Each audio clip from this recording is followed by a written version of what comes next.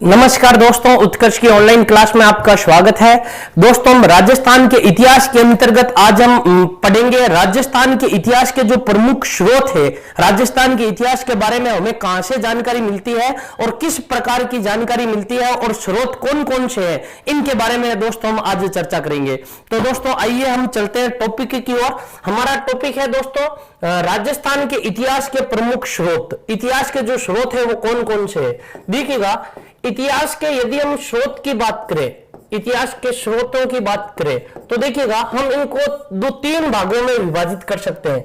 राजस्थान के इतिहास के स्रोतों की बात करें तो इनको हम तीन भागों में विभाजित कर सकते हैं। जैसे देखिएगा, नंबर एक हम दे सकते हैं पुरातात्विक स्थल या हम पुरातात्विक सामग्री। नंबर दो पर इनको यदि विभाजित करें तो विदेशी यात्री, और नंबर तीन पर यदि इनको विभाजित करें तो विभिन्न प्रकार के जो धार्मिक ग्रंथ है या साहित्यिक जो भूभाग है वो आ जाता है। तो नंबर एक पर दोस्तों पुरातात्विक सामग्री, पुरातात्विक सामग्री नंबर एक। नंबर दो पर हम यू लिख सकते हैं विदेशी यात्री, एक तो विदेशी यात्री, और इसके अलावा दोस्तों जो इतिहासकार है, इतिहासकार, इनसे हमें इतिहास के बारे में क्या जानकारी मिलती है।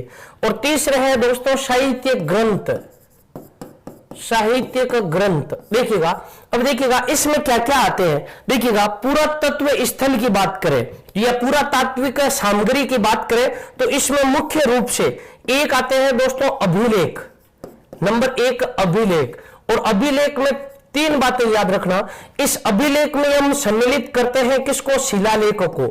अभिलेख पार्ट यानी अभिलेख, शिलालेख, जितने भी शिलालेख है, जितने भी गुहालेख है या गुफालेख है, गुहालेख है, और जितने भी स्तंभ लेख है, जितने भी स्तंभ लेख है, ये पार्ट है किसका, शिलालेख का पार्ट है। यानी पुरातात्विक सामग्री में नंबर एक पर हम सम्मिलित करते हैं अभिलेख को। नंबर दो पर हम सम्मिलित करते हैं, इसी पुरातात्विक सामग्री में नंबर दो पर हम सम्मिलित करते हैं सिक्के। सिक्कों के बारे में जानकारी मिलती है धार्मिक जीवन की, सिक्कों से जानकारी मिलती है हमें आर्थिक स्थिति की, राज्य की सीमा के बारे में जानकारी मिलती है। और नंबर तीन पर दोस्तों मर्द भांड। मर्द भांड किसे कहते हैं, मिट्टी के जो बर्तन होते हैं उनको क्या कहा जाता है, मर्द भांड कहा जाता है। तो ये तीन पार्ट हो गए किसके, पुरातात्विक सामग्री के। यानी पुरातात्विक सामग्री को हम प्रमुख रूप से कितने भागों में विभाजित कर सकते हैं, हम तीन भागों में विभाजित कर सकते हैं। नंबर एक पर अभिलेख, नंबर दो पर सिक्के, और नंबर तीन पर मर्द भांड। अब देखिएगा, राजस्थान के कई विदेशी यात्री आए थे जिनके राजस्थान के बारे में भी जानकारी मिलती है। जैसे तिब्बती यात्री था तारानाथ, इनसे भी जानकारी मिलती है। जैसे इतिहासकारों और विदेशी यात्रियों में जैसे देखिएगा कंडल जेम्स टोड, राजस्थान के इतिहास के जो जनक कहलाते हैं वो जनक कौन कहलाते हैं, कंडल जेम्स टोड। कंडल जेम्स टोड, एक तो जानकारी मिलती है इनके ग्रंथों से, कंडल जेम्स टोड। दूसरे एक इतिहासकार है जिनका नाम है गौरीशंकर हीरानंद ओझा। गौरीशंकर, इनका मूलतः नाम गौरीशंकर था और इनके पिता का नाम था हीरानंद, और ओझा इनकी कास्ट थी, तो गौरीशंकर हीरानंद ओझा। देखिएगा, कंडल जेम्स टोड, गौरीशंकर हीरानंद ओझा। कंडल जेम्स टोड वे व्यक्ति थे जिन्होंने राजस्थान का इतिहास सबसे पहले क्रमबद्ध रूप में लिखा था। किसके रूप में, क्रमबद्ध के रूप में लिखा था। इस कारण इनको राजस्थान के इतिहास का जनक कहा जाता है। गौरीशंकर हीरानंद ओझा वह व्यक्ति थे, इनका जन्म होता सिरोही जिले के रोहिड़ा गांव में, और ये वो व्यक्ति थे जिन्होंने कंडल जेम्स टोड ने जो एनालस एंड एंटीक्विटीज ऑफ राजस्थान जो ग्रंथ लिखा था उसका हिंदी में रूपांतरण किया। और कंडल जेम्स टोड के जो गुरु थे जिनका नाम था यति ज्ञानचंद्र, जिनकी कई ऐसी सूचनाएं थी जो गलत थी, वो गलत सूचनाओं का उल्लेख भी अपने ग्रंथों में करते हैं, और उनमें वापस जिन्होंने सुधार किया वो थे गौरीशंकर। तीसरे इतिहासकार के रूप में हम लेते हैं दोस्तों मुनोत मेनसी को। मुनोत मेनसी को, जो मुनोत मेनसी है इनको राजस्थान का अबुल फजल कहा जाता है। राजस्थान का अबुल फजल, इनके जो ग्रंथ है इनसे भी हमें जानकारी मिलती है। चौथे के रूप में हम लेते हैं कवि बांकीदास को। यानी कवि बांकीदास ने भी दोस्तों मारवाड़ का इतिहास लिखा है। कवि बांकीदास, ऐसे राजस्थान के अनेक इतिहासकार हैं जिनसे इतिहास के बारे में जानकारी मिलती है। यदि हम बात करें साहित्यिक भाग की तो साहित्यिक भाग में आपको ये याद रखना है, साहित्यिक भाग को हम प्रमुख रूप से दो भागों में विभाजित कर सकते हैं। नंबर एक, जितने भी धार्मिक ग्रंथ हैं वहां से, और जितने भी धर्मोत्तर ग्रंथ है, धर्मोत्तर जितने भी ग्रंथ है वहां से। यदि धार्मिक ग्रंथों की बात करें, जैसे देखिएगा बौद्ध धर्म धार्मिक ग्रंथों में आ जाता है, जैसे बौद्ध धर्म। नंबर 2 पर आ जाता है जैसे जैन धर्म, बौद्ध धर्म। नंबर 2 पर आ जाता है जैसे जैन धर्म। यहां से हमें क्या क्या जानकारी मिलती है। धर्मोत्तर ग्रंथों की बात करें तो कौटिल्य का एक ग्रंथ है जिसका नाम है अर्थशास्त्र। कौटिल्य का एक ग्रंथ है जिसका नाम है अर्थशास्त्र, जो राजनीति पर आधारित है, अर्थशास्त्र। यहां से जानकारी मिलती है। तो राजस्थान के जो ऐतिहासिक स्रोत है, राजस्थान के जो इतिहास के स्रोत है, उनको हम 3 भागों में विभाजित कर सकते हैं। कितने भागों में? 3 भागों में विभाजित कर सकते हैं।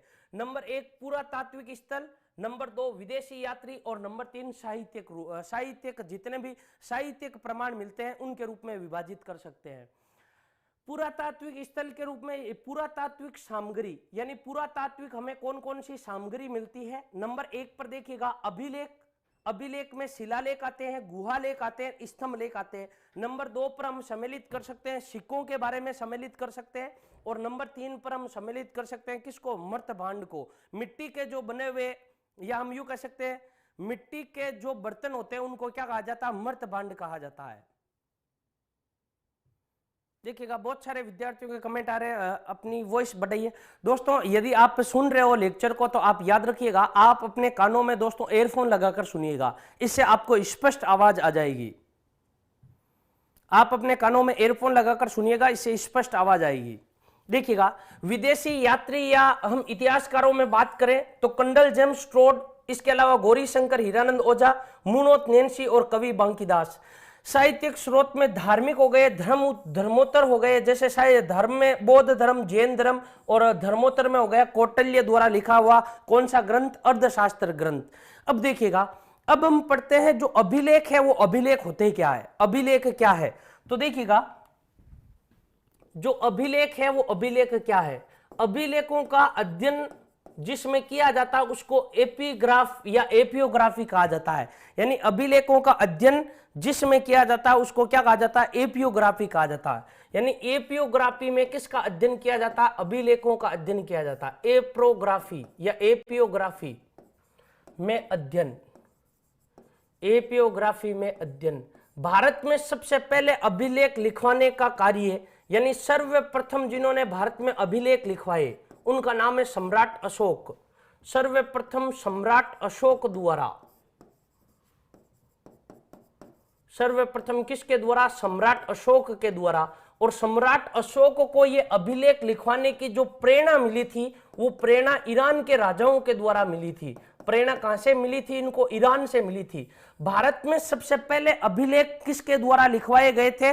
अभिलेखों का जो अध्ययन है वो अध्ययन क्या कहलाता है? एपियोग्राफी कहा जाता है। और भारत में सबसे पहले जो अभिलेख लिखवाए थे वो किसने लिखवाए थे? सम्राट अशोक ने लिखवाए थे। और इन्होंने जो प्रेरणा ली थी वो कहां से ली थी? ईरान के जो राजा थे, ईरान का जो राजवंश था वहां से ली थी। अभिलेखों में दोस्तों आपको एक शब्द मिलेगा जिसका नाम है प्रशस्ति। देखिएगा जो शिलालेख होते हैं, गुहालेख होते हैं, जो स्तंभ होते हैं, ये अभिलेख के ही पार्ट होते हैं। एक इसी से संबंधित एक शब्द आता है प्रशस्ति। तो प्रशस्ति होता है क्या है? मूलतः जो प्रशस्ति है वो किसी वंश या किसी व्यक्ति की प्रशंसा में लिखे गए जो ग्रंथ होते हैं, या हम यूं कह सकते हैं किसी पत्थर पर, देखिएगा किसी पत्थर पर किसी वंश या किसी व्यक्ति के बारे में प्रशंसा में लिखा गया जो लेख होता है उसको हमें क्या कहते हैं? प्रशस्ति कहते हैं। तो प्रशस्ति की यदि हम परिभाषा देना चाहे तो हम लिख सकते हैं किसी वंश या व्यक्ति की प्रशंसा में, किसी वंश या किसी व्यक्ति की प्रशंसा में लिखा गया लेख, लिखा गया लेख क्या कहलाता है? प्रशस्ति कहलाता है। ये याद रखिएगा। प्रशस्ति किसे कहते हैं? किसी वंश या किसी व्यक्ति की प्रशंसा में जो लिखा गया ग्रंथ होता है उसको हमें क्या कहते हैं? प्रशस्ति कहते हैं। दूसरा आपके सामने एक शब्द आएगा जिसको हम कहते हैं शिलालेख। देखिएगा शिलालेख और प्रशस्ति में क्या अंतर है। राजस्थान की बात करें तो राजस्थान में जो शिलालेख है इन शिलालेखों की जो भाषा होती है ये दो ही भाषा में आपको मिलेंगे राजस्थान में, या तो इनकी भाषा राजस्थान में होगी संस्कृत, या इनकी जो भाषा होगी वो होगी राजस्थानी भाषा। तो राजस्थान के अधिकांश जो शिलालेख है वो किस भाषा में लिखे गए हैं? संस्कृत भाषा में लिखे गए हैं। आप ये याद रखिएगा, राजस्थान के जो अधिकांश शिलालेख है वो किस भाषा में? संस्कृत भाषा में लिखे गए हैं। संस्कृत भाषा में लिखे गए हैं राजस्थान के अधिकांश शिलालेख। और राजस्थान के कई ऐसे शिलालेख हैं जिनकी भाषा क्या मिलती है? राजस्थानी भाषा मिलती है। इसके अलावा शिलालेख होते क्या है इसके बारे में भी चर्चा करेंगे। लेकिन शिलालेख हमें मिलते कहां से हैं? शिलालेख मिलते हैं हमें मंदिर की शिलाओं पर। देखिएगा कहां पर मिलते हैं? या तो मंदिर की दीवारों पर, या मंदिर की शिलाओं पर, या ये मिले हैं किसी तालाब के किनारे, किसी तालाब के किनारे, या मिलते हैं किसी बावड़ी पर। मूलतः इन तीन जगहों से मिलते हैं, या तो किसी मंदिर से, या किसी तालाब की पाल पर, या किसी बावड़ी पर। और भी ऐसे कई सारे स्थान हैं जहां से हमें क्या मिलते हैं? शिलालेख मिलते हैं। इसके अलावा याद रखिएगा शिलालेख होते क्या है? यानी शिलाओं पर, यानी देखिएगा किस पर? शिलाओं पर। शिलाओं को हम कहते हैं पत्थर। पत्थर शिलाओं या दीवारों पर, दीवारों पर लिखे गए लेख, लिखे गए लेख, लेख ये क्या कहलाते हैं? शिलालेख कहलाते हैं। प्रशस्ति और शिलालेख में जो मूलतः अंतर है वो मूलतः अंतर ये है कि किसी शिला पर सामान्य रूप से लेख लिखना क्या कहलाता? शिलालेख कहलाता है।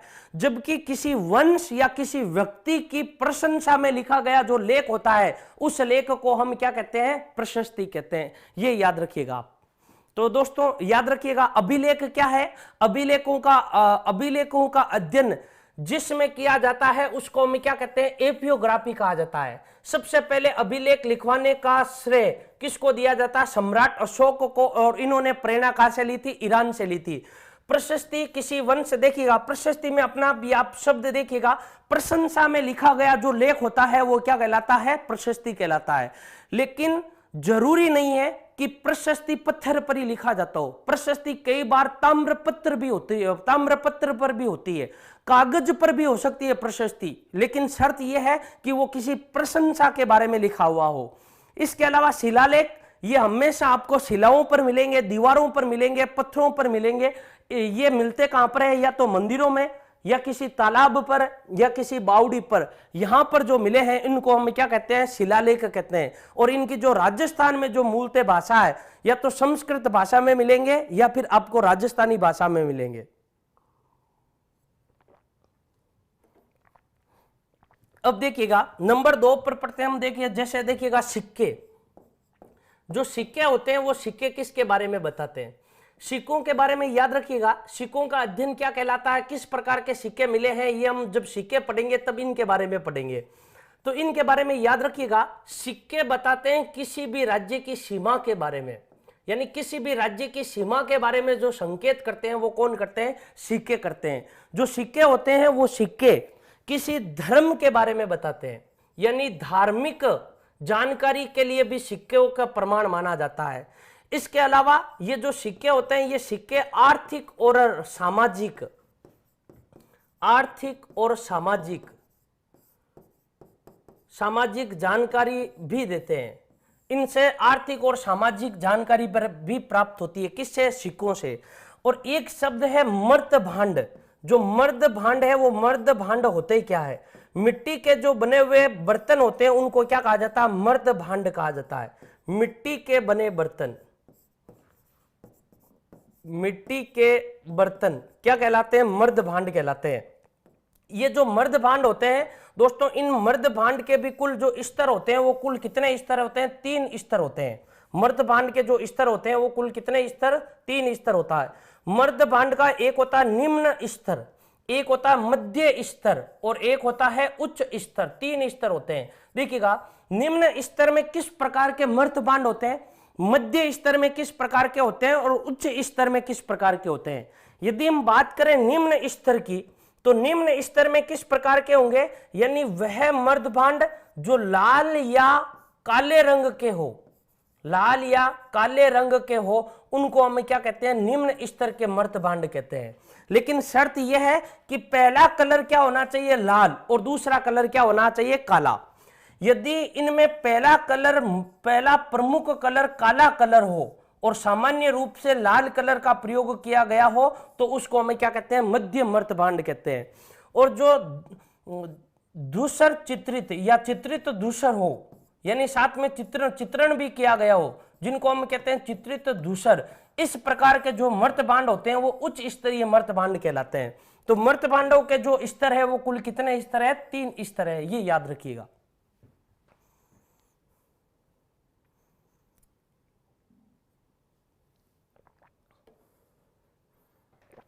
तो देखिएगा दोस्तों, एक बार वापस समझिएगा, राजस्थान के आज हम इतिहास के स्रोतों में अध्ययन करते हैं राजस्थान के प्रमुख शिलालेखों के बारे में, अभिलेखों के बारे में। तो इतिहास के जो स्रोत है वो 3 भागों में विभाजित है। एक तो है पुरातात्विक सामग्री। पुरातात्विक जो सामग्री है इसमें 3 बातें याद रखिएगा, अभिलेख, इसी में शिलालेख आते हैं, गुहालेख आते हैं, स्तंभलेख आते हैं, तीसरा होते हैं सिक्के, और इस दूसरा सिक्के, और तीसरा जो है उसको हम क्या कहते हैं, मर्तभांड कहते हैं। इसके अलावा विदेशी यात्री और इतिहासकार, इनसे जो जानकारी मिलती है इतिहास के बारे में, एक तो ये जानकारी देते हैं, और दूसरा पुरातात्विक सामग्री, ये इतिहास के बारे में जानकारी देते हैं। तीसरी जानकारी मिलती है हमें साहित्य के रूप में। जैसे राजस्थान की बात करें तो राजस्थान में साहित्य के बारे में जानकारी कौन देता है, कौन सा ग्रंथ, देखिएगा एक ग्रंथ है पृथ्वीराज रासो, ये मूलतः ग्रंथ नहीं है, इसको हम काव्य ग्रंथ की श्रेणी में रखते हैं, पृथ्वीराज रासो। इसके अलावा और भी बहुत सारे ग्रंथ हैं, उनको हमें क्या कहते हैं, साहित्यिक ग्रंथ कहते हैं।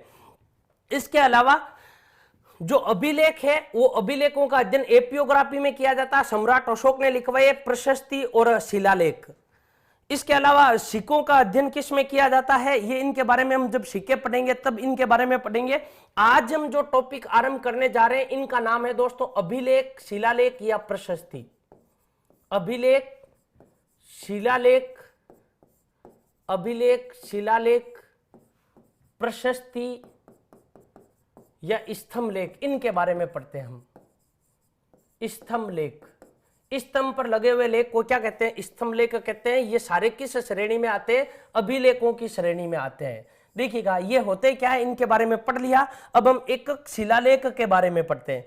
सबसे पहले जैसे देखिएगा एक शिलालेख है जिसका नाम है गोसुंडी का शिलालेख। किसका शिलालेख, गोसुंडी का शिलालेख। गोसुंडी का शिलालेख, गोसुंडी का शिलालेख क्या है और कहां पर यह शिलालेख मिला था। सबसे पहले गोसुंडी का शिलालेख, गोसुंडी का शिलालेख की प्राप्ति हमें कहां से होती है, गोसुंडी के शिलालेख की प्राप्ति होती है हमें गोसुंडी गांव में। गोसुंडी का शिलालेख किस गांव में प्राप्त हुआ है, गोसुंडी गांव में प्राप्त हुआ है। और ये जो गोसुंडी गांव है, ये गोसुंडी गांव किस जिले में, चित्तौड़गढ़ जिले में आता है। देखिएगा गोसुंडी शिलालेख जो है, गोसुंडी शिलालेख की प्राप्ति कहां से हुई है, गोसुंडी गांव से हुई है। और गोसुंडी गांव है कहां पर, चित्तौड़गढ़ में है। इस शिलालेख के बारे में 2 जानकारी आपको ये याद रखनी है। एक तो ये शिलालेख खोजा किसने था और एक इस शिलालेख को पढ़ा किसने था। तो देखिएगा हमने सभ्यताओं के बारे में भी पढ़ा था जब हमने सभ्यता पढ़ी थी नगरी। तो इस शिलालेख को जिसके द्वारा खोजा गया, जिन्होंने इस शिलालेख को खोजा उनका नाम क्या है, इन्होंने ये शिलालेख खोजा सन 1887 ईस्वी में, यानी सन 1887 में ये खोजा गया कवि राजा श्यामलदास दधिवाड़िया के द्वारा। कवि राजा श्यामलदास दधिवाड़िया के द्वारा। ये मेवाड़ के कवि थे, महाराणा सज्जन सिंह के दरबारी कवि थे और महाराणा सज्जन सिंह ने इनको कौन सी उपाधि दी, कवि राजा की उपाधि दी। और इन्होंने जो ग्रंथ लिखा था उस ग्रंथ का नाम है वीर विनोद ग्रंथ। जो दोस्तों वीर विनोद ग्रंथ लिखा गया है वो वीर विनोद ग्रंथ किसके द्वारा लिखा गया, कवि राजा श्यामलदास दधिवाड़िया के द्वारा लिखा गया। और इनको सर्वप्रथम पढ़ने का जो श्रेय है वो सर्वप्रथम पढ़ने का श्रेय डॉक्टर D.R. भंडारकर को दिया जाता है। सर्वप्रथम इस शिलालेख को पढ़ने का श्रेय डॉक्टर D.R. भंडारकर को दिया जाता है। भंडारकर को दिया जाता है। किसको दिया जाता है? Doctor DR. भंडारकर को दिया जाता है। यदि आपसे पूछ ले कि सर्वप्रथम पढ़ने का श्रेय किसको दिया जाता है? Doctor DR. भंडारकर को दिया जाता है। और इसे सबसे पहले खोजा किसके द्वारा गया था? तो इसे सबसे पहले खोजा था सन 1887 ईस्वी में। किसके द्वारा? कवि राजा श्यामलदास दधिवाड़िये के द्वारा।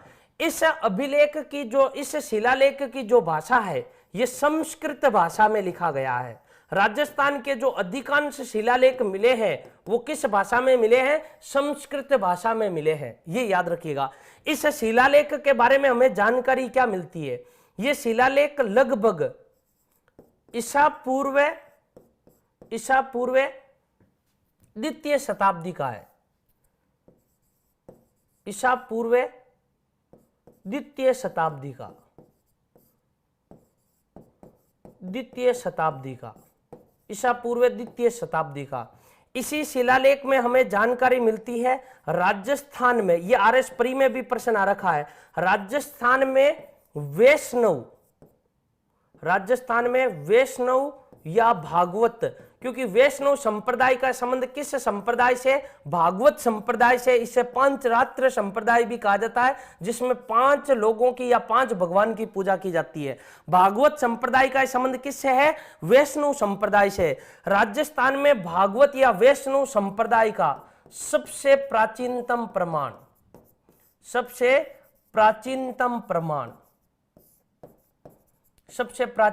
प्रमाण इसी में मिलता है। सबसे प्राचीनतम प्रमाण इसी में मिलता है। किस में मिलता है? गोसुंडी शिलालेख में मिलता है, ये याद रखिएगा। और ये जो शिलालेख है, ये शिलालेख है कब का? ये ईसा पूर्व द्वितीय शताब्दी का शिलालेख है, ये याद रखिएगा। यदि इसकी लिपि पूछ ले आपसे तो ये जिस लिपि में लिखा गया है वो ब्राह्मणी लिपि या ब्राह्मी लिपि है। ब्राह्मणी लिपि है और जो भाषा है वो भाषा कौन सी है? संस्कृत भाषा है। इसी शिलालेख में मिलता है कि भगवान कृष्ण और बलराम की पूजा, यहां पर एक वैष्णव मंदिर भी मिला है। यह शिलालेख एक मंदिर पर मिला था, देखिएगा, यह शिलालेख एक मंदिर पर मिला था और यह मंदिर राजस्थान का सबसे प्राचीन वैष्णव मंदिर कहा जाता है।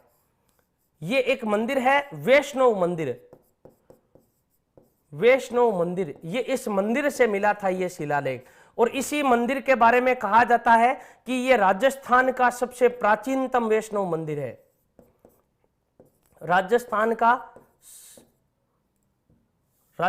का सबसे प्राचीनतम वैष्णव मंदिर या राजस्थान का सबसे प्राचीन वैष्णव मंदिर, राजस्थान का सबसे प्राचीन वैष्णव मंदिर, इस मंदिर से यह शिलालेख मिला था। और इस शिलालेख से ही एक और शिलालेख मिला था जिसे हाथीबाड़ा का शिलालेख भी कहा जाता है। तो आपको दोस्तों इसमें यह याद रखना है कि ये जो शिलालेख है, ये शिलालेख किसके द्वारा पढ़ा गया? Doctor DR. भंडारकर के द्वारा पढ़ा गया। इसने सर्वप्रथम खोजा किसने था? तो इसने सर्वप्रथम कवि राजा श्यामलदास दधिवाड़िया के द्वारा खोजा गया। और इसमें से अब तक जो प्रश्न आया है वो प्रश्न ये आया है कि राजस्थान के किस संप्रदाय में भागवत या फिर वैष्णव संप्रदाय का सबसे प्राचीनतम प्रमाण मिलता है? तो ये शिलालेख गोसुंडी का शिलालेख है और ये ईसा वर्ष पूर्व द्वितीय शताब्दी का शिलालेख है। देखिएगा, आगे पढ़िएगा। अगला शिलालेख है दोस्तों जिसका नाम है मानमोरी का शिलालेख। शिलालेख का नाम क्या है? मानमोरी का शिलालेख। जो मानमोरी का शिलालेख है, ये मानमोरी का शिलालेख कहां से प्राप्त हुआ था? ये मानमोरी का शिलालेख प्राप्त होता है चित्तौड़गढ़ से। और चित्तौड़गढ़ में एक झील है जिसका नाम है मानसरोवर झील की पाल से प्राप्त हुआ। ये शिलालेख कहां से? चित्तौड़गढ़ से। चित्तौड़गढ़ में मानसरोवर झील की पाल पर, मानसरोवर झील की पाल पर, मानसरोवर झील की पाल पर यह मिला था। और इसी शिलालेख के बारे में कहा जाता है इस शिलालेख को यहां से उठाकर, यानी इस शिलालेख को यहां से उठाया था किसने? कंडल जेम्स टोड ने उठाया था। और कंडल जेम्स टोड इस शिलालेख को जब इंग्लैंड जा रहे थे तो अपने इंग्लैंड जाते समय अपने साथ लेकर चले गए थे। और जब बीच में ये कंडल जेम्स टोड को इसका वजन ज्यादा लगा, यानी ये शिलालेख भारी लगा, तब वो समुद्र में फेंक देते हैं। यानी आपसे पूछ लिया जाता है राजस्थान के किस शिलालेख को कंडल जेम्स टोड इंग्लैंड जाते समय समुद्र में फेंक देते हैं, तो ये यही शिलालेख है। इस शिलालेख के बारे में कंडल जेम्स टोड ने लिखा है मौर्यों के बारे में जानकारी प्राप्त होती है, मौर्य वंश के बारे में जानकारी मिलती है, मौर्य वंश की जानकारी। इस शिलालेख से किस वंश की जानकारी? मौर्य वंश की जानकारी प्राप्त होती है। और कंडल जेम्स टोड इंग्लैंड जाते समय इस शिलालेख को समुद्र में फेंक देते हैं। कंडल जेम्स टोड अपने साथ में लेकर जा रहे थे इस शिलालेख को। कंडल जेम्स टोड इंग्लैंड जाते समय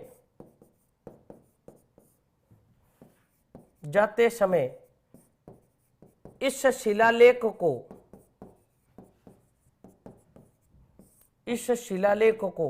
समुद्र में फेंक दिया था। किस में फेंक दिया था? समुद्र में फेंक दिया था,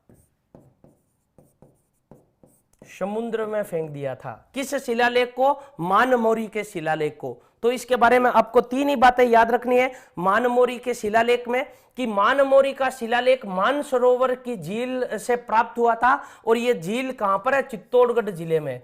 मौर्य वंश के बारे में जानकारी मिलती है इस शिलालेख से। और कंडल जेम्स टोड इंग्लैंड जाते समय इस शिलालेख को कहां फेंक देते हैं? समुद्र में फेंक देते हैं। अगला शिलालेख देखिएगा, जैसे सम्राट अशोक के शिलालेख। हमें राजस्थान में सम्राट अशोक के शिलालेख कहां मिलते हैं?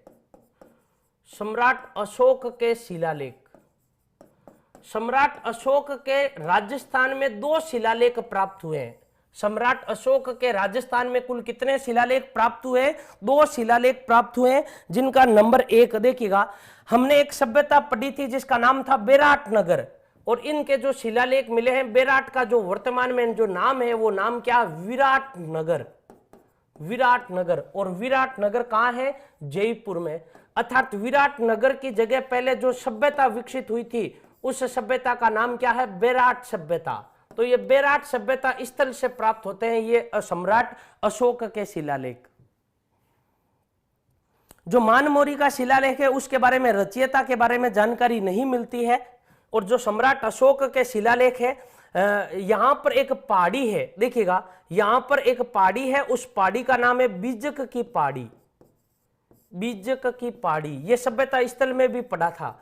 बीजक की जो पहाड़ी है, इस पहाड़ी से यह शिलालेख मिलता है।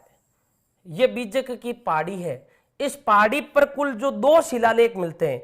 एक शिलालेख जिनका नाम है भाब्रू का शिलालेख, यह सम्राट अशोक के शिलालेख है, भाब्रू का शिलालेख। नंबर 1 जो शिलालेख है वो कौन सा शिलालेख है? भाब्रू का शिलालेख। किस पहाड़ी पर? बीजक की पहाड़ी पर। और ये जो बीजक की पहाड़ी है, ये बीजक की पहाड़ी है कहां पर है? विराट नगर में ये पहाड़ी है, ये याद रखिएगा, विराट नगर में ये पहाड़ी है। नंबर 1 मिलता है ये शिलालेख, नंबर 1 सम्राट अशोक का शिलालेख भी कहते हैं। नंबर जो 2 है शिलालेख, इस शिलालेख को हम बेराट शिलालेख भी कहते हैं। नंबर 2 जो शिलालेख है इसे बेराट का शिलालेख भी कहते हैं, भाब्रू का शिलालेख भी कहते हैं, सम्राट अशोक का शिलालेख भी कहते हैं, बेराट का शिलालेख। और नंबर जो 1 है वो कौन सा है? भाब्रू का शिलालेख। इससे ये भाब्रू का शिलालेख कब खोजा गया था? ये शिलालेख खोजा गया था 1837 ईस्वी में। और ये जो शिलालेख है ये शिलालेख खोजा गया 1877 ईस्वी में। ये शिलालेख एक अंग्रेज अधिकारी था जिसका नाम था कालाइल, और कालाइल के द्वारा खोजा गया था। किसके द्वारा? कालाइल के द्वारा। और ये शिलालेख खोजा गया, अंग्रेज अधिकारी थे जिनका नाम था कैप्टन बर्ट, कैप्टन बर्ट के द्वारा खोजा गया ये शिलालेख। ये जो शिलालेख है, इस शिलालेख को, यानी जो भाब्रू का शिलालेख है जो ये नंबर 1 मिला था, इसको सन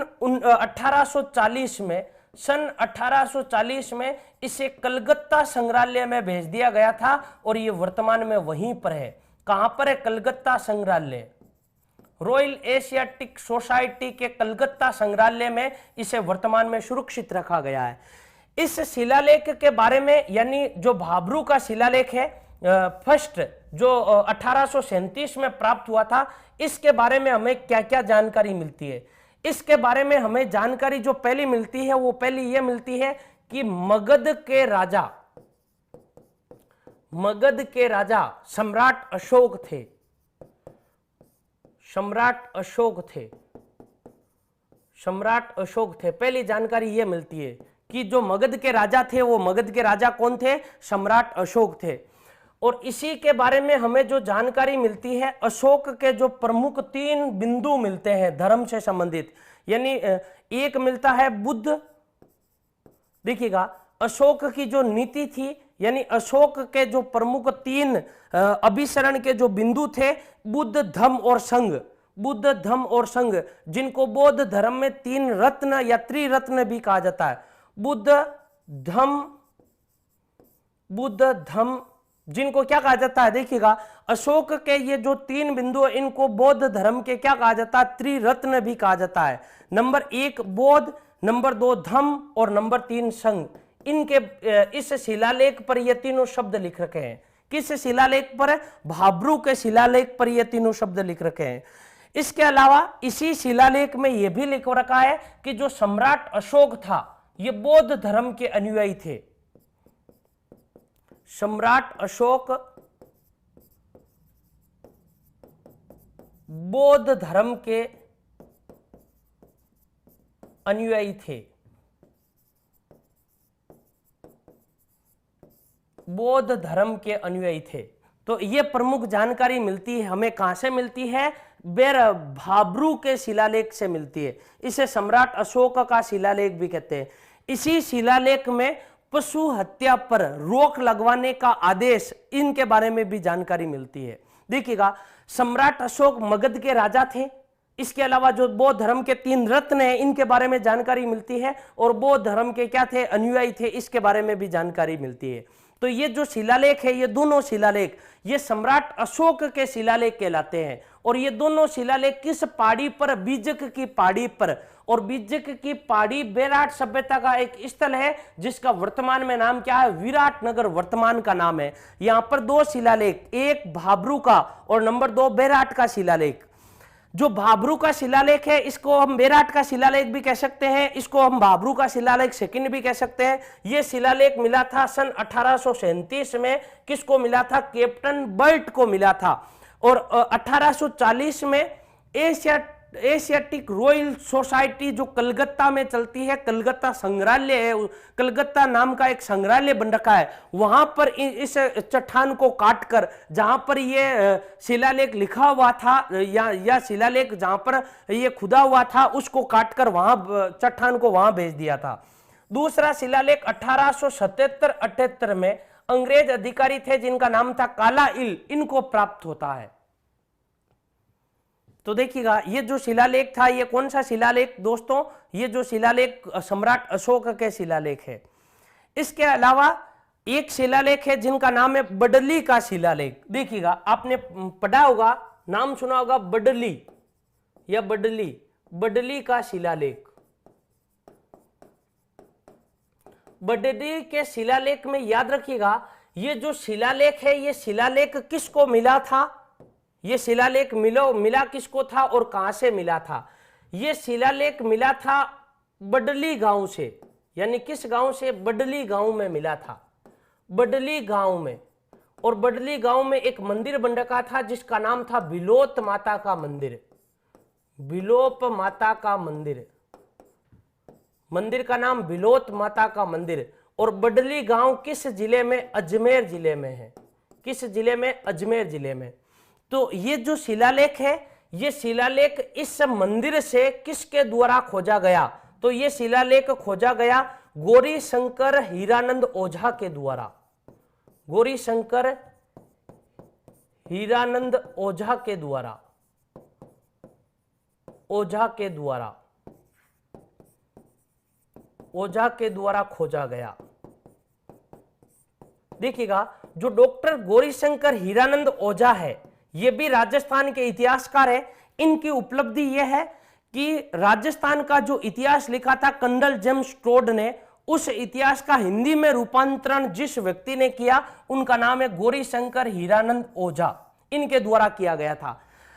राजस्थान में एक संग्रहालय है जिसका नाम है राजपूताना संग्रहालय, जो अकबर के दुर्ग में चलता है। और राजपूताना संग्रहालय और अकबर का जो दुर्ग है वो अजमेर में है। और इसे वर्तमान में कहां रखा गया है ये शिलालेख, ये राजपूताना संग्रहालय में है। और राजपूताना संग्रहालय का जो प्रथम अध्यक्ष बने थे, राजपूताना संग्रहालय के जो प्रथम अध्यक्ष बने थे वो कौन बने? गौरीशंकर हीरानंद ओझा जी बने थे। वर्तमान में यह शिलालेख, वर्तमान में यह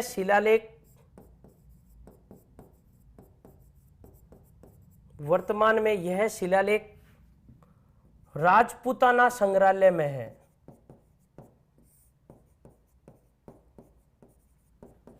या राजपूताना संग्रहालय में सुरक्षित है। वर्तमान में ये किस संग्रहालय में? राजपूताना संग्रहालय में संचालित सुरक्षित है। और राजपूताना संग्रहालय चलता है अकबर के दुर्ग में। किस दुर्ग में? अकबर के दुर्ग, या इसी को मैगजीन दुर्ग कहा जाता है। और ये दुर्ग है कहां पर? ये दुर्ग है अजमेर में। राजस्थान के किस जिले में? अजमेर जिले में। इस अकबर दुर्ग का निर्माण सम्राट, हम यूं कह सकते हैं मुगल बादशाह अकबर के द्वारा करवाया गया था। और ये जो शिलालेख है ये 443 ईस्वी का शिलालेख है। 443 ईसा वर्ष पूर्व का शिलालेख। और इसी शिलालेख के बारे में कहा जाता है यह राजस्थान का सबसे पुराना अभिलेख माना जाता है। यह राजस्थान का सबसे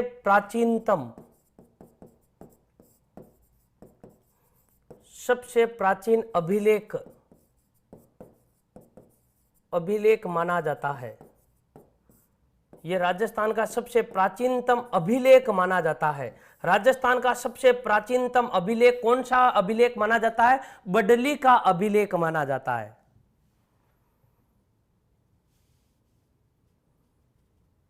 तो ये याद रखिएगा, जो ये बडली का शिलालेख है, ये बडली का शिलालेख दोस्तों, इसके बारे में यदि पूछ लें कि ये बडली का शिलालेख मिला कहां? बडली गांव में। किस मंदिर से? भिलोप माता के मंदिर से मिला था।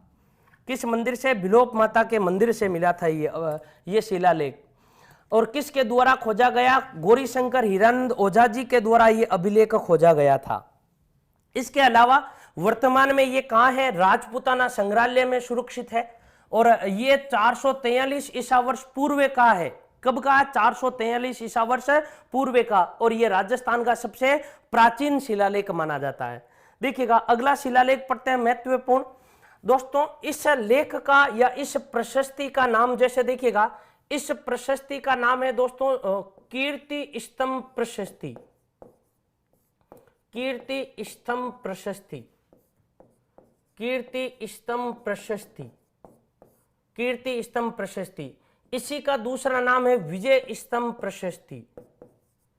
विजय स्तंभ प्रशस्ति। विजय स्तंभ प्रशस्ति।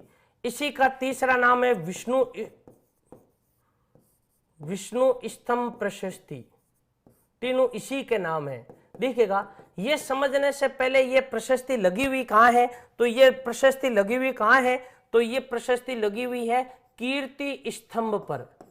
किस स्तंभ पर? कीर्ति स्तंभ पर।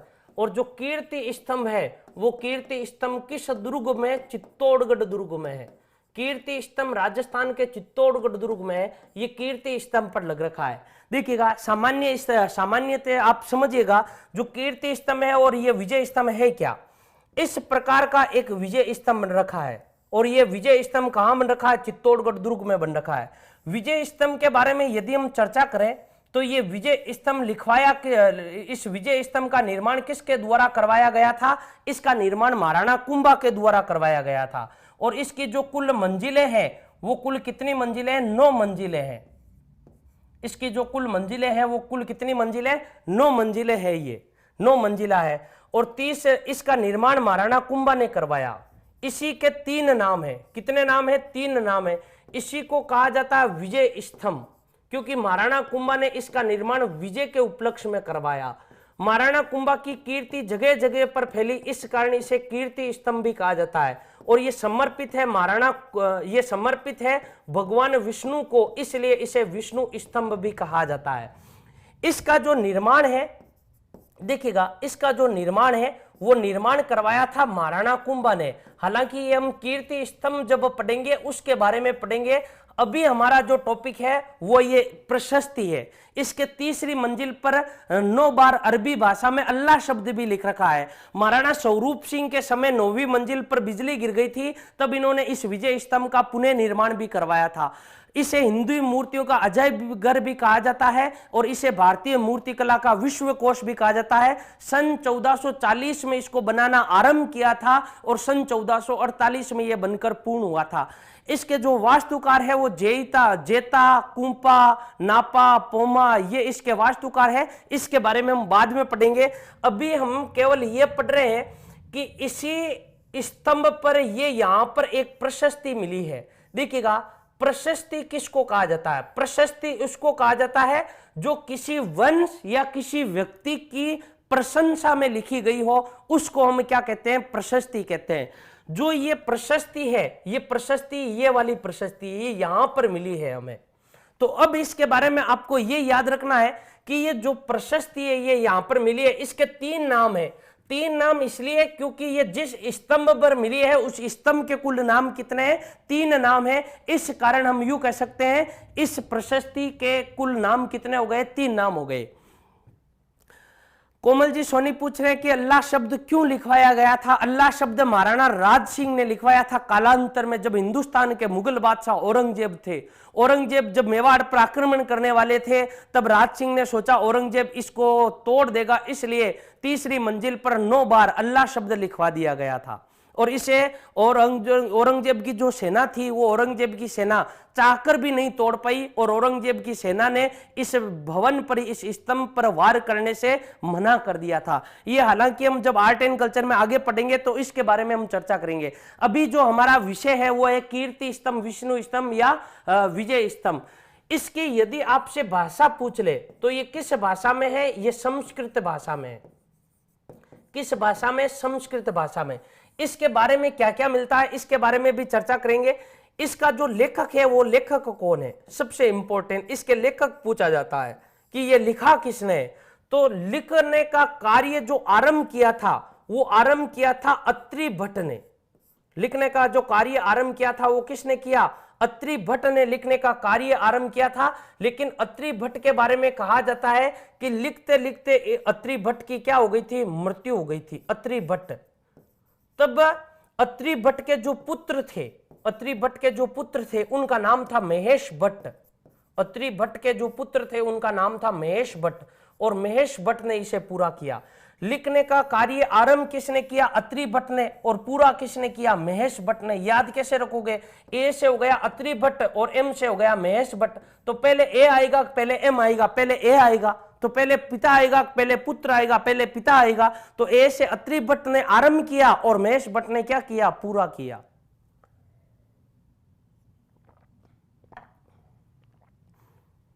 जी लक्ष्मण कुमार जी राठौड़, बिल्कुल सही बात है। सन 1949 में इस पर डाक टिकट जारी किया गया था और यह राजस्थान की पहली स्थापत्य कला थी जिस पर डाक टिकट जारी हुआ था, यही स्तंभ था। अब देखो, ये जो प्रशस्ति है इसकी भाषा कैसी है? संस्कृत भाषा है। लेखक कौन थे? अत्रि भट्ट ने आरंभ किया और महेश भट्ट ने क्या किया? पूरा किया। अब देखो, इसके बारे में हमें जानकारी क्या क्या मिलती है उसके बारे में पढ़ते हैं। इसके बारे में जानकारी मिलती है सबसे पहले मेवाड़ राज्य के बारे में, यानी मेवाड़ राज्य के गुहिल वंश के बारे में। गुहिल वंश या फिर सिसोदिया वंश, गुहिल वंश या फिर सिसोदिया वंश, इसके बारे में जानकारी मिलती है। एक देखिएगा, प्रमुख जानकारी आपको पूछ ले क्या क्या जानकारी मिलती है। नंबर 2, इसी के बारे में हमें जानकारी मिलती है महाराणा जो कुंभा थे, महाराणा कुंभा की प्रमुख उपाधियां, प्रमुख उपाधियां इसी पर मिलती है। जैसे महाराणा कुंभा की प्रमुख उपाधियां कौन कौन सी है, कौन कौन सी महाराणा कुंभा ने उपाधियां धारण की थी? जैसे इन्होंने की साहित्य का प्रेमी होने के कारण राणो रासो की उपाधि धारण की थी, राणो रासो की उपाधि धारण की थी। पहाड़ी दुर्गों का स्वामी होने के कारण इन्होंने हाल गुरु की उपाधि धारण की थी, हाल गुरु की। संगीत प्रेमी होने के कारण अभिनव भारताचार्य की उपाधि धारण की थी, अभिनव भारताचार्य। इस प्रकार की कई उपाधियां मिलती है। ये कौन कौन सी उपाधियां हैं या प्रमुख किस प्रकार की उपाधियां हैं, इसके बारे में जब हम पढ़ेंगे महाराणा कुंभा के बारे में, तब हम पढ़ेंगे कि महाराणा कुंभा ने अनेक उपाधियां धारण की थी और इन ये उपलब्धियां मिलती कहां है? विजय स्तंभ पर मिलती है। इसके अलावा देखिएगा इसी में महाराणा कुंभा द्वारा लिखे गए ग्रंथों की जानकारी, महाराणा कुंभा द्वारा लिखे गए संगीत ग्रंथ, लिखे गए संगीत ग्रंथों की जानकारी, संगीत ग्रंथों की जानकारी यहीं से मिलती है। जैसे महाराणा कुंभा ने कौन कौन से संगीत ग्रंथ लिखे थे और किस किस की यहां पर जानकारी मिलती है। जैसे महाराणा कुंभा का संगीत का जो सर्वश्रेष्ठ ग्रंथ था उसका नाम था संगीत राज, सर्वश्रेष्ठ ग्रंथ संगीत राज। ये संगीत राज 5 भागों में विभक्त था, इसकी जानकारी हमें यहीं से मिलती है और यही प्रश्न आया था पटवारी में। संगीत राज है वो कितने भागों में विभाजित है? 5 भागों में विभाजित है, यहीं से मिलती है संगीत राज। और दूसरा इनका जो ग्रंथ था उसका नाम था संगीत रत्नाकर, संगीत रत्नाकर। तीसरा इनका जो ग्रंथ था उसका नाम था संगीत मीमांसा, संगीत मीमांसा। और चौथा इनका जो ग्रंथ था उसका नाम था शूड प्रबंध, ग्रंथ का नाम क्या था? शूड प्रबंध। याद रखिएगा संगीत प्रबंध नहीं है, ग्रंथ का नाम क्या? शूड प्रबंध। सेकंड ग्रेड में प्रश्न आया था कि महाराणा कुंभा कौन? महाराणा कुंभा, महाराणा कुंभा द्वारा लिखा गया कौन सा ग्रंथ नहीं है? ये भी था, ये भी था, ये भी था। शूड प्रबंध की जगह संगीत प्रबंध दे दिया था, तो संगीत प्रबंध नहीं है, क्या है? शूड प्रबंध है। तो देखिएगा नंबर 1 जानकारी किसकी मिलती है? गुहिल वंश या सिसोदिया वंश के बारे में मिलती है। जी बिल्कुल विनीता जी चौधरी, आप सबका स्वागत है। आपको यदि ये पसंद आ रही है क्लास तो बिल्कुल आपका इस क्लास में स्वागत है, आप सबका स्वागत है। और अधिक से अधिक दोस्तों आपको शेयर करनी है इस क्लास को। यदि आपको पसंद आ रही है तो दोस्तों आप लाइक भी कीजिएगा। जो विजय स्तंभ या कीर्ति स्तंभ जो प्रशस्ति है, इसके बारे में एक तो जानकारी मिलती है संपूर्ण गुहिल वंश के बारे में। संपूर्ण गुहिल वंश इसका मतलब है राजा गुहिल से लेकर, कहां से? राजा गुहिल से लेकर कहां तक? महाराणा कुंभा तक का जानकारी मिलती है। दूसरी महाराणा कुंभा की प्रमुख उपलब्धियां मिलती है, महाराणा कुंभा ने कौन से संगीत ग्रंथ लिखे इनके जानकारी मिलती है।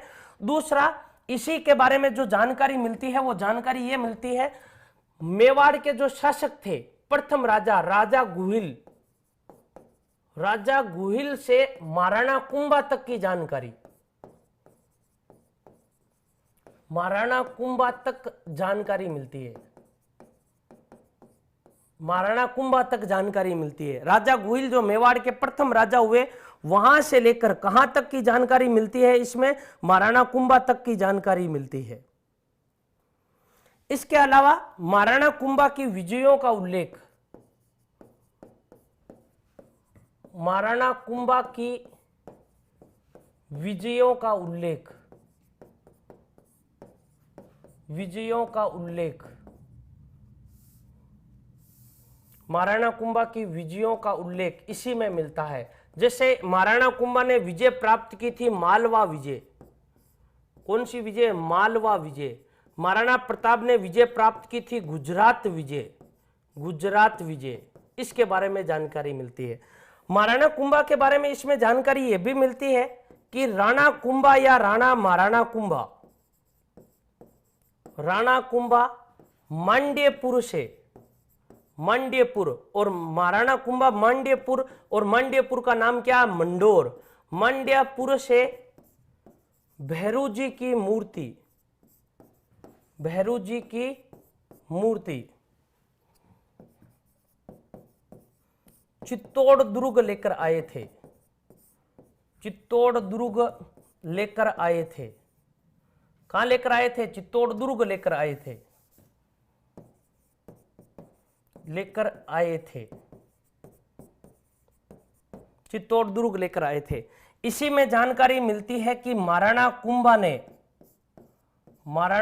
ने कुंभलगढ़ दुर्ग, किस दुर्ग में? कुंभलगढ़ दुर्ग और चित्तौड़गढ़ दुर्ग, यानी दोनों दुर्गों में, कुंभलगढ़ दुर्ग और चित्तौड़गढ़ दुर्ग में,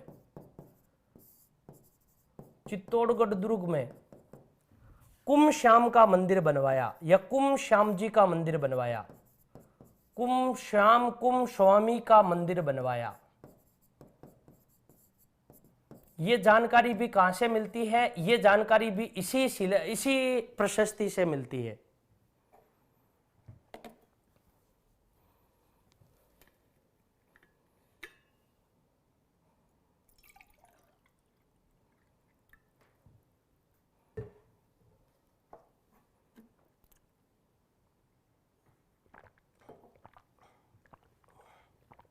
जोधपुर, यानी यही मंडोर, जोधपुर वाला ही मंडोर है। अब देखिएगा वापस शुरू से क्या क्या जानकारी मिलती है। ये जो प्रमुख जानकारी मिलती है, ये प्रमुख जानकारी किस में मिलती है? आपको मिलेगी कीर्ति स्तंभ प्रशस्ति में। कौन सी प्रशस्ति में? कीर्ति स्तंभ प्रशस्ति में।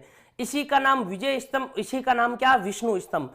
इसका तीनों इसलिए नाम है क्योंकि ये जिस पर लगी हुई है, इस स्तंभ के 3 नाम है, तो इन तीनों में से कोई भी नाम आ सकता है। इसकी यदि आपसे भाषा पूछे कि जो विजय स्तंभ या जो कीर्ति स्तंभ प्रशस्ति है, ये किस भाषा की है, तो ये संस्कृत भाषा की है। इसे लिखने का आरंभ, यानी इस प्रशस्ति को महाराणा कुंभा ने लिखवाया था। किसने? महाराणा कुंभा ने। और जो लेखक थे वो लेखक कौन? अत्रि भट्ट। लेकिन अत्रि भट्ट की लिखते लिखते मृत्यु हो गई। तब इस प्रशस्ति को पूरा करने का श्रेय महेश भट्ट को दिया जाता है। महेश भट्ट इन्हीं के पुत्र थे, इन्होंने पूरा किया।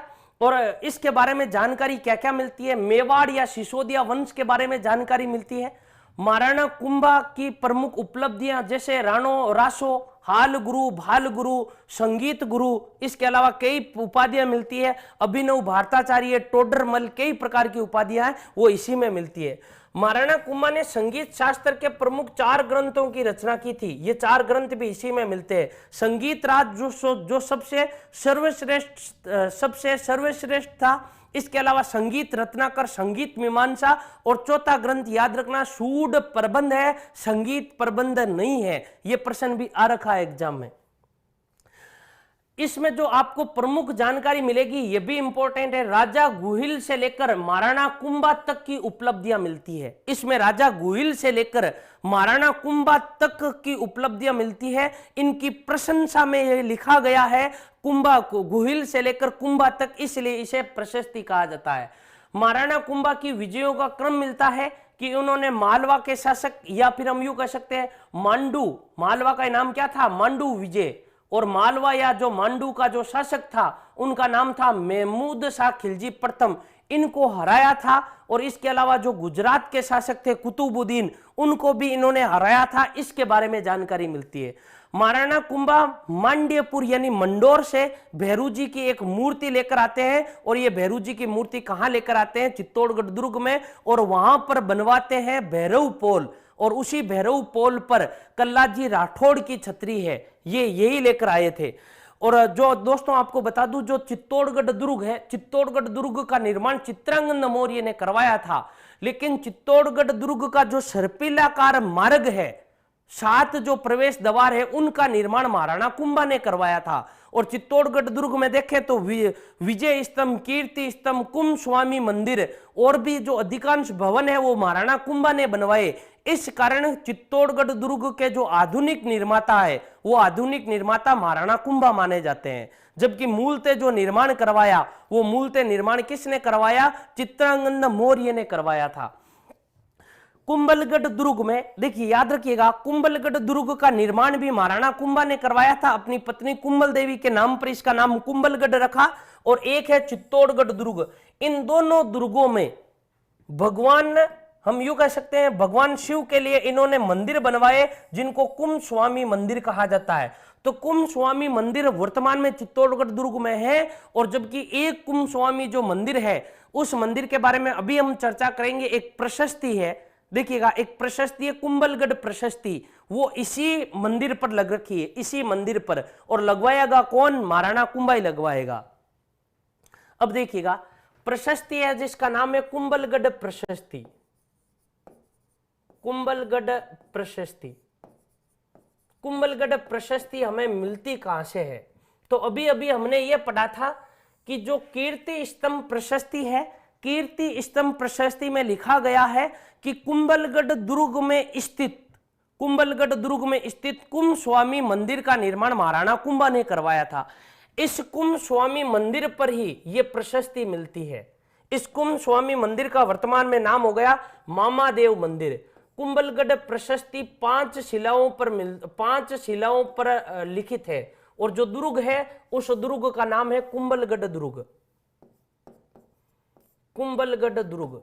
और कुंभलगढ़ दुर्ग के भीतर जो मंदिर है उसका नाम है कुंभस्वामी मंदिर, श्याम जी का मंदिर या कुंभस्वामी मंदिर। और इस कुंभस्वामी मंदिर का जो वर्तमान में नाम है वो वर्तमान में नाम है मामादेव मंदिर, मामादेव मंदिर। इस मामादेव मंदिर पर यह प्रशस्ति लग रखी है।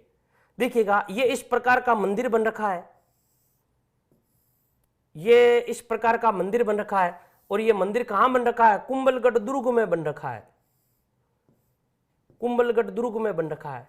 इस मंदिर का जो मूलतः नाम था वो मूलतः नाम था कुंभस्वामी मंदिर। महाराणा कुंभा ने इस मंदिर का निर्माण करवाया था, कुंभस्वामी मंदिर, और वर्तमान में इसका नाम हो गया मामादेव मंदिर, मामादेव मंदिर। कुंभलगढ़ दुर्ग में है ये मंदिर। इस मंदिर के ये यहां पर जो प्रशस्ति लग रखी है, ये यहां पर ये प्रशस्ति लग रखी है, और इस प्रशस्ति में याद रखिएगा 5 शिलाओं पर है ये। कितनी शिलाओं पर? 5 शिलाओं पर,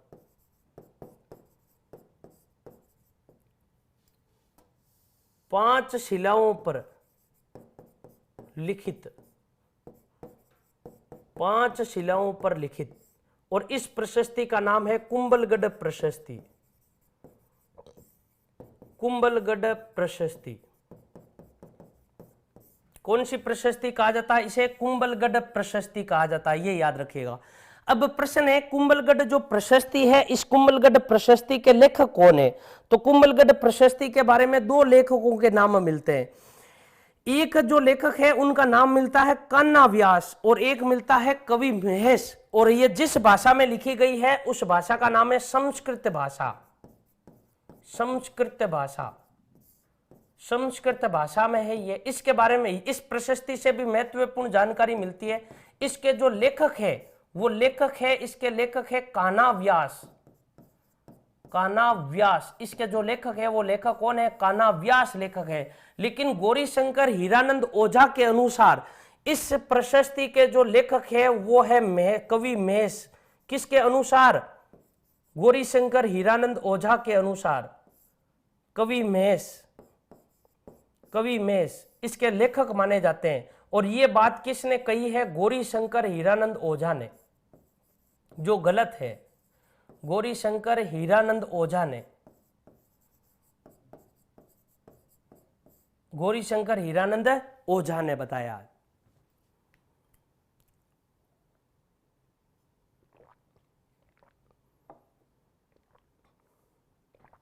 देखिएगा, इसके बारे में मिलती क्या क्या है, इसके बारे में जो जानकारी मिलती है वो कौन कौन सी मिलती है, देखिएगा इसके बारे में पढ़ते हैं।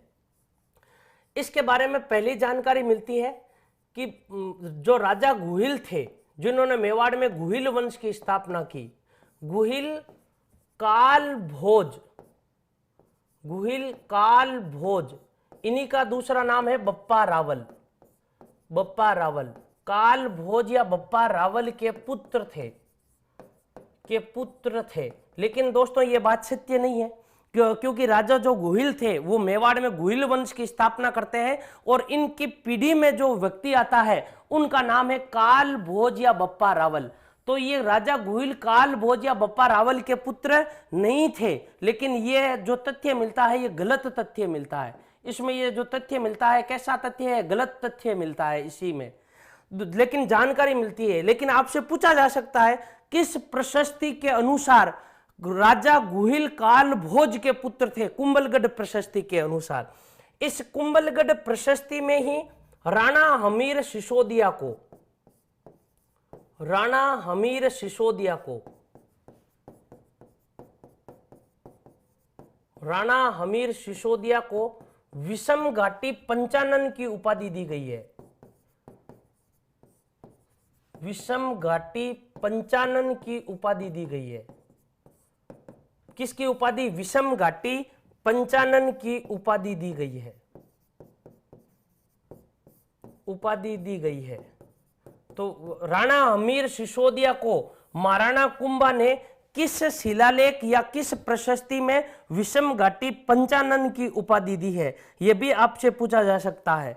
और इसी प्रशस्ति में एक जो जानकारी मिलती है वो एक जानकारी यह मिलती है कि काल भोज या बप्पा रावल ने, काल भोज ने हरित ऋषि के आशीर्वाद से,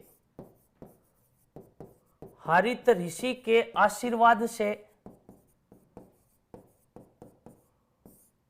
हरित ऋषि के आशीर्वाद से राज्य की प्राप्ति की थी, राज्य की प्राप्ति की थी। तो ये तीन जानकारियां मिलती है किस प्रशस्ति से? कुंभलगढ़ प्रशस्ति से। जो राजा गुहिल है इसको काल भोज का पुत्र बताया गया है, राणा हमीर सिसोदिया को विषम घाटी पंचानन की उपाधि दी है, और काल भोज ने हरित ऋषि के आशीर्वाद से राज्य की प्राप्ति की थी। सन 734 ईस्वी में चित्तौड़गढ़ दुर्ग में उस समय मौर्य शासक था जिसका नाम था मान मौर्य, और मान मौर्य को हराकर चित्तौड़गढ़ दुर्ग पर अधिकार किया था, ऐसा उल्लेख मिलता है। तो एक बार वापस समझिएगा, देखिएगा जो प्रशस्ति है कुंभलगढ़ प्रशस्ति किस दुर्ग में मिलती है? कुंभलगढ़ दुर्ग में आपको यह प्रशस्ति मिलती है। कुंभलगढ़ दुर्ग के भीतर मंदिर बन रखा कुंभस्वामी मंदिर, जिसका वर्तमान में नाम हो गया मामादेव मंदिर। और इस मंदिर का जो निर्माण है वो, इस मंदिर का निर्माण महाराणा कुंभा ने करवाया है। इस मंदिर का निर्माण किसने करवाया? इस मंदिर का निर्माण कुंभा जी ने ही करवाया है। और यहां पर जो प्रशस्ति लिख रखी है गौरीशंकर हीरानंद ओझा के अनुसार इसके जो लेखक है वो लेखक कौन है? कवि महेश है, लेकिन गलत है। यदि आपसे पूछ ले कि इसके लेखक कौन है और किसी के अनुसार नहीं आए तो आपको सत्य यह करना है। यदि गौरीशंकर हीरानंद ओझा के अनुसार आपसे पूछ ले कि इसके लेखक कौन है तो इसके लेखक आपको कवि महेश करना है। और किस भाषा में रचित है ये दोस्तों आपको याद रखिएगा, ये संस्कृत भाषा में है। किस भाषा में? संस्कृत भाषा में। आगे देखिएगा, इस प्रशस्ति में तीन जानकारियां मिलती है। पहला कि जो राजा गुहिल थे, ये राजा गुहिल किसके पुत्र थे? ये राजा गुहिल काल भोज के पुत्र थे। ये भी फैक्ट क्या मिलेगा? गलत है, लेकिन इस प्रशस्ति में मिलता है ऐसा। राणा हमीर सिसोदिया को विषम घाटी पंचानन की उपाधि दी गई है, और इसी में मिलता है कि जो काल भोज या बप्पा रावल थे इन्होंने मान मौर्य को हराकर सन 734 ईस्वी में, कब? सन 734 ईस्वी में चित्तौड़गढ़ दुर्ग पर अधिकार किया था, ऐसा मिलता है इस प्रशस्ति में। तो ये जो प्रशस्ति थी दोस्तों, इस प्रशस्ति का नाम क्या था? ये याद रखिएगा, इस प्रशस्ति का नाम था कुंभलगढ़ प्रशस्ति। इसके अलावा एक महत्वपूर्ण प्रशस्ति और है, देखिएगा। इस प्रशस्ति का नाम है दोस्तों राज प्रशस्ति। आपने नाम पढ़ा होगा राज प्रशस्ति। राज प्रशस्ति कहां मिलती है? राज प्रशस्ति मिलती है राजसमंद झील की पाल पर। राज जो प्रशस्ति है ये मिलती है राजसमंद झील की पाल पर। राजसमंद झील की पाल पर। किस झील की पाल पर? राजसमंद झील की पाल पर। और राजसमंद झील का जो निर्माण है वो निर्माण किसने करवाया? वो निर्माण महाराणा राज सिंह ने करवाया। महाराणा राज सिंह मेवाड़ के शासक थे, इन्होंने करवाया। देखिएगा, इस पर राजसमंद झील के नाम पर ही इस जिले का नामकरण राजसमंद हुआ है। लेकिन याद रखिएगा, राजसमंद नाम का कोई नगर नहीं है। इस जिले मुख्यालय का जो नाम है, उस जिले का जो नाम है वो राजसमंद झील के नाम पर राजसमंद रखा गया है, और कांकरोली इसका जिला मुख्यालय है। इस राजसमंद झील की पाल पर इस प्रकार की, देखिएगा ये राजसमंद झील है और इस राजसमंद झील की पाल पर ये आपको यहां पर एक प्रशस्ति मिलेगी। ये यहां पर एक प्रशस्ति है राजसमंद झील की पाल पर, छोटी सी है, मैंने जैसे बड़ी बना दी है, राजसमंद झील को छोटा कर दिया, ये यहां पर एक प्रशस्ति मिलती है, ये यहां पर प्रशस्ति है। तो प्रशस्ति के बारे में, इस प्रशस्ति के बारे में आप ये याद रखिएगा, इस प्रशस्ति को बनाने के लिए 25 काली शिलाओं का प्रयोग किया गया है, यानी 25 काली शिलाओं पर, 25 काली शिलाओं पर,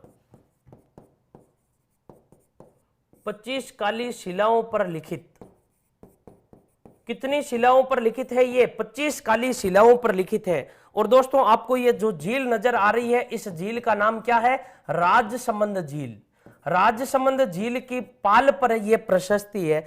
इस प्रशस्ति की जो भाषा है, देखिएगा इसमें दो बात याद रखिएगा, एक तो इसका लेखक, इस प्रशस्ति के जो लेखक है वो है रणछोड़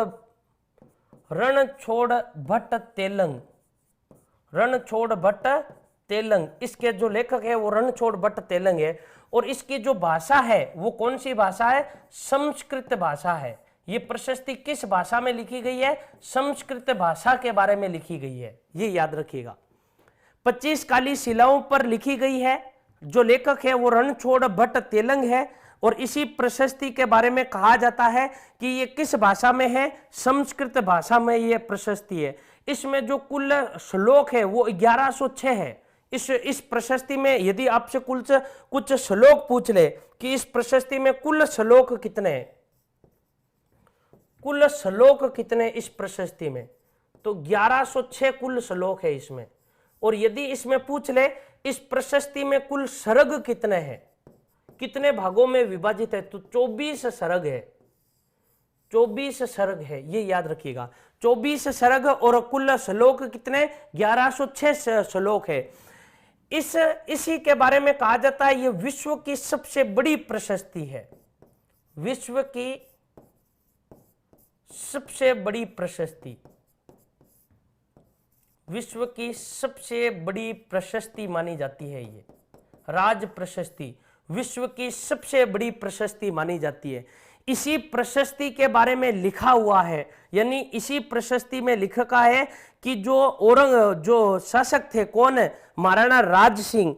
महाराणा राज सिंह ने ये प्रशस्ति लिखवाई थी सन लगभग, जो विक्रम संवत था वो लगभग 1732 था, और जो ईस्वी था वो 1676 ईस्वी था। लेकिन उस दिन जो तिथि थी वो तिथि माघ पूर्णिमा थी। माघ पूर्णिमा के दिन लिखवाई थी सन 1676 ईस्वी में। माघ पूर्णिमा के दिन लिखी गई है ये, माघ पूर्णिमा। स्नान पर्व का अंतिम पर्व माना जाता है माघ पूर्णिमा। कब? सन 1676 ईस्वी में लिख रखी है, सन 1676 ईस्वी में। इसके बारे में जानकारी क्या क्या मिलती है? इस प्रशस्ति के बारे में हम यदि बात करें, जानकारी क्या क्या मिलती है आपको पता हो तो मेवाड़ के शासक थे अमर सिंह, मेवाड़ के शासक अमर सिंह और हिंदुस्तान के मुगल बादशाह थे जहांगीर। इन दोनों के मध्य संधि हो गई जिसे मेवाड़ मुगल संधि कहा जाता है। मेवाड़ मुगल संधि सन 1615 ईस्वी में हुई थी। मेवाड़ मुगल संधि या मुगल मेवाड़ संधि के बारे में जानकारी, के बारे में जानकारी, एक तो जानकारी मिलती है, इनके बारे में जानकारी मिलती है। दूसरी, इसी प्रशस्ति के बारे में आपको मिलेगा मेवाड़ वंश का इतिहास, मेवाड़ वंश का इतिहास इसी प्रशस्ति के बारे में मिलता, इसी प्रशस्ति में मिलता है। मेवाड़ वंश का इतिहास इसी प्रशस्ति में मिलता है कि किशनगढ़ की एक राजकुमारी थी जिसका नाम था चारुमती, और मेवाड़ के शासक थे महाराणा राज सिंह। चारुमती और राज सिंह के विवाह का वर्णन इसी प्रशस्ति में मिलता है। ये तीन प्रमुख जानकारियां मिलती है इस प्रशस्ति से। और जो प्रशस्ति का नाम है, प्रशस्ति का नाम क्या है? राज प्रशस्ति है। और ये विवाह सन 1660 में हुआ था। इस प्रशस्ति के जो अंतिम सर्ग है, इस अंतिम सर्गों में महाराणा राज सिंह की मृत्यु और जय सिंह द्वारा औरंगजेब से जब पुनः संधि कर ली थी उनके बारे में मिलती है। और ये जो अंतिम सरग है, इस देखिएगा कुल जो सरग कितने हैं, 24 सरग है। यदि आपसे पूछ ले कि 24वें सरग में क्या जानकारी मिलती है, जो नंबर सरग नंबर जो 24 है, कुल सरग कितने, 24 सरग, तो 24 जो सरग है इन 24 और इससे पहले ले तो 23, इससे पहले ले तो 22, यानी जो अंतिम 3 सरग है इनके बारे में मिलती है महाराणा राज सिंह की मृत्यु, महाराणा राज सिंह की मृत्यु। और इनकी मृत्यु के बाद में शासक बने थे जय सिंह, और जय सिंह ने औरंगजेब से क्या कर ली, संधि कर ली, तो इनके बारे में भी जानकारी मिलती है। औरंगजेब जय सिंह से या जय सिंह ने औरंगजेब से संधि की, इसके बारे में भी जानकारी मिलती है। और ये अंतिम जो 3 सरग है, ये अंतिम 3 सरग लिखवाए गए किसके द्वारा, महाराणा जय सिंह द्वारा लिखवाए गए, महाराणा जय सिंह द्वारा लिखवाए गए। ये जो प्रशस्ति है, प्रशस्ति का नाम क्या है, राज प्रशस्ति है। एक बार वापस समझिएगा इस प्रशस्ति के बारे में। देखिएगा ये जो प्रशस्ति है राज प्रशस्ति, ये राज प्रशस्ति कहां मिलेगी, राजसमंद झील की पाल पर मिलती है। और इस राजसमंद झील का निर्माण किसने करवाया, महाराणा राज सिंह ने करवाया। इन्होंने अपने नाम के नाम पर ही इस झील का नाम क्या रख दिया, राजसमंद झील रख दिया। राजसमंद झील की पाल की नींव माघ पूर्णिमा के दिन सन 1676 ईस्वी में रखी गई थी। और इसी झील की पाल पर 25 काली शिलाएं ली गई है और 25 काली शिलाओं पर यह लिखी गई है। इसके लेखक जो है वो लेखक रणछोड़ भट्ट तेलंग है। और ये किस भाषा में है, ये आपसे पूछ ले तो ये संस्कृत भाषा में, ये याद रखिएगा। ये इतनी बड़ी प्रशस्ति है कि इसे विश्व की सबसे बड़ी प्रशस्ति माना जाता है। इसमें कुल 1106 श्लोक है और 24 सरग है। जो अंतिम 3 सरग है 22, 23 और 24 वो महाराणा जय सिंह ने खुदवाए थे, महाराणा जय सिंह ने लिखवाए थे, जिसमें महाराणा राज सिंह की मृत्यु और जय सिंह द्वारा औरंगजेब से संधि करना इनका प्रमाण मिलता है। मुगल मेवाड़ संधि जो पहली हुई थी इसके बारे में भी जानकारी मिलती है। और जो दूसरी बार जय सिंह ने औरंगजेब से की थी, आप मेवाड़ का इतिहास पढ़ोगे तो उनमें आपको पढ़ने को मिलेगा, तो उसमें भी इनके बारे में जानकारी मिलती है। इसके अलावा इसी में मेवाड़ वंश का इतिहास मिलता है। और इसी में चारुमती राज सिंह का जो सन 1660 में विवाह हुआ था, इसके बारे में भी जानकारी मिलती है।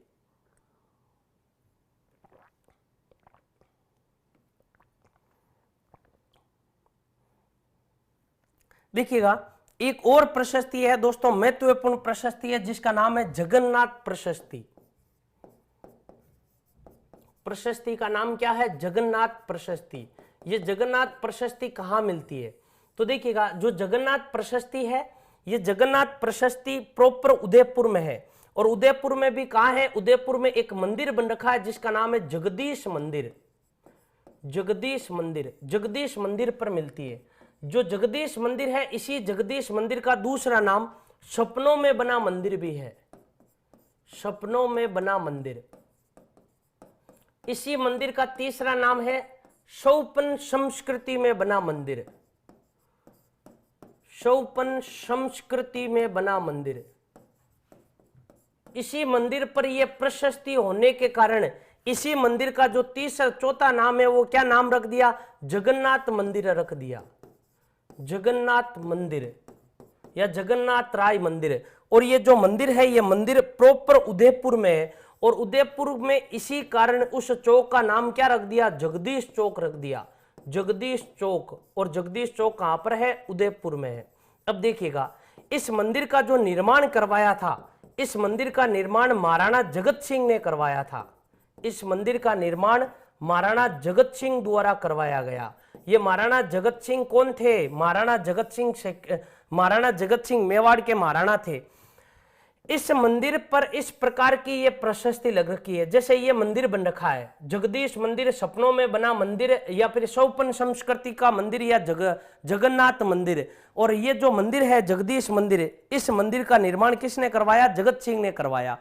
ये जो मंदिर है, ये मंदिर मूलतः भगवान विष्णु का मंदिर है, भगवान विष्णु का मंदिर है, भगवान विष्णु का मंदिर है।